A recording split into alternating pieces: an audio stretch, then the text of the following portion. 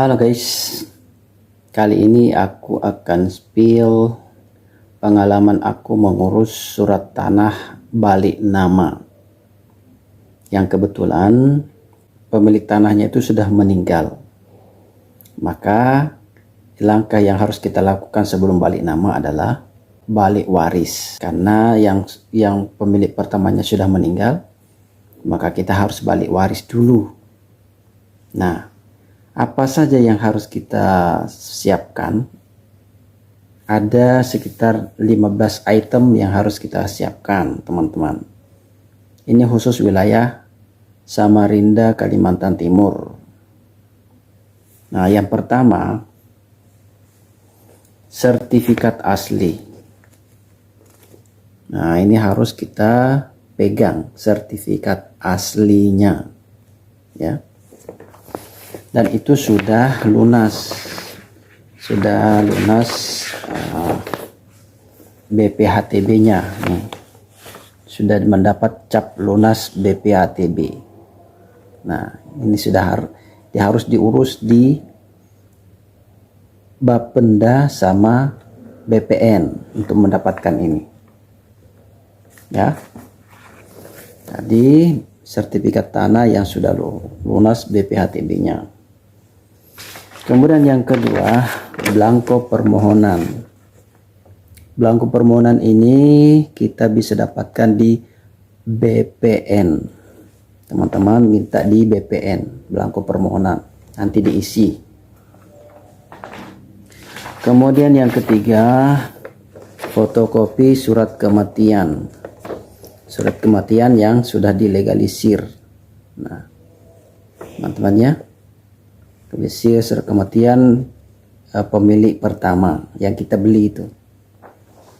Kemudian yang keempat, fotokopi surat keterangan waris. Nah, ini surat keterangan waris atau surat pernyataan waris yang menyatakan bahwa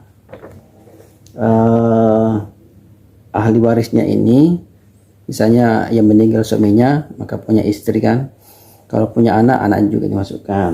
Nah, ahli waris ini semuanya menyatakan ini ada di sini. Ini dibuat di kantor kelurahan atau desa. Nanti teman-teman ke sana aja, minta surat keterangan waris, surat pernyataan waris. Nah, jangan lupa di fotokopi terus legalisir. Ini legalisir teman-teman ya. Kemudian selanjutnya adalah surat kuasa waris.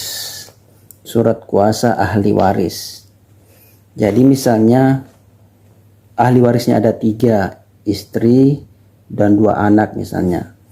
Maka ahli warisnya ini menyatakan bahwa salah satu di antara ahli waris itulah yang diberi kuasa waris. Misalnya ini punya istri, kemudian 2 anak. Nah, 2 anaknya ini menyatakan bahwa ahli warisnya dikuasakan kepada istri almarhum.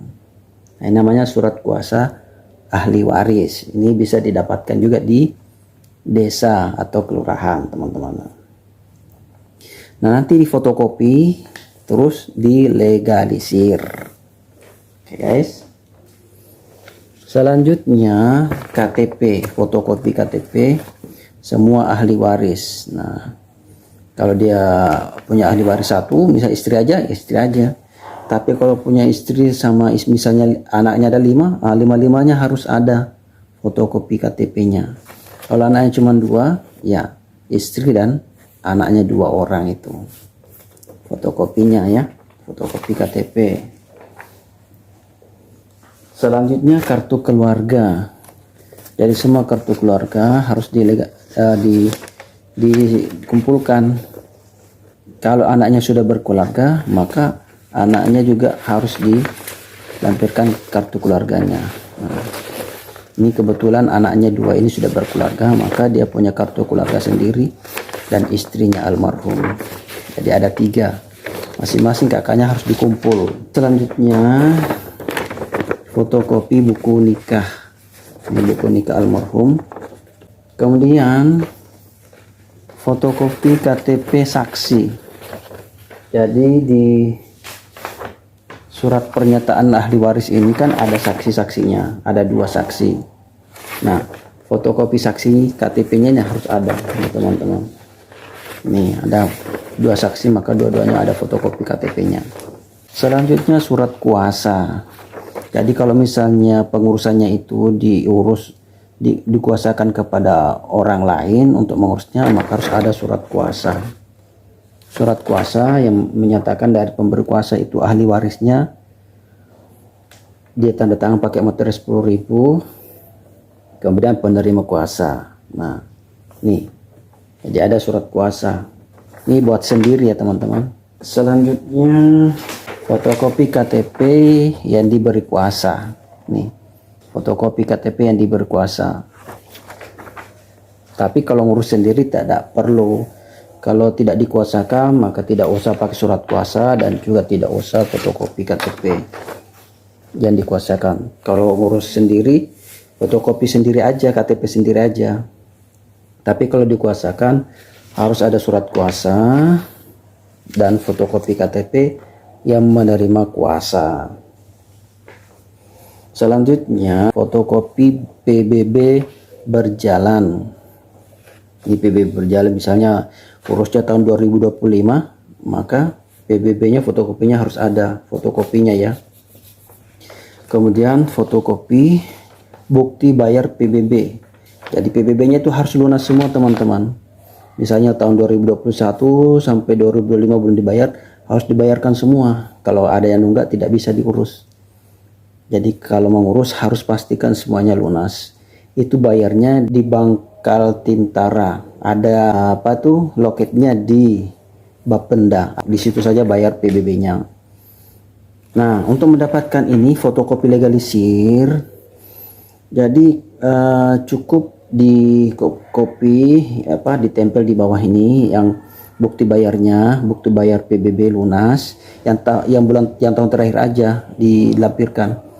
Misalnya bayar 2021 sampai 2025, yang dilampirkan yang terakhir aja 2025 kan, misalnya urusnya di tahun 2025, dilampirkan di bawah sini, di bawahnya PBB tahun berjalan. Nah, tempel di bawah, baru di fotokopi. Jadi ada 2, di atasnya ini PBB tahun berjalan, di bawah bukti bayar. Kita bawa fotokopi, jadi 1 nempel, baru kita bawa ke Bangkal Tintara untuk dilegalisir. Nih ada legalisirnya di atas, 3 lembar aja. Nah, 3 lembar legalisir di atas untuk jaga-jaga ya. Jadi lebihkan dari 1, misalnya 3 lembar aja. Legalisir. Kemudian terakhir BPHTB yang sudah divalidasi. Ini BPHTB yang sudah divalidasi. Ini validasinya di Bapenda. Ngurusnya BPHTB itu di Bapenda. BPHTB itu apa? Bea perolehan hak atas tanah dan bangunan. Disingkat BPHTB. Ini ngurusnya di Bapenda. Oke guys. Nah, yang terakhir kemudian kita masukkan ke map merah. Nah, map merah. Semuanya lengkap, kita masuk ke map merah, baru kita bawa ke BPN. Itu teman-teman langkah untuk urus balik nama yang pemilik tanah pertamanya itu sudah meninggal. Kita harus urus dulu balik waris namanya. Setelah itu akan ada lagi langkah selanjutnya ke notaris. Oke guys, semoga bermanfaat. Thank you for watching. Bye bye. Jadi ini pengalaman aku diberi kuasa mengurus balik nama surat atau sertifikat tanah tetangga. Jadi saya berbagi pengalaman. Atau kalau ada teman-teman yang mau minta diuruskan balik nama sertifikat tanahnya, bisa menghubungi saya kalau mau ya. Oke, thank you.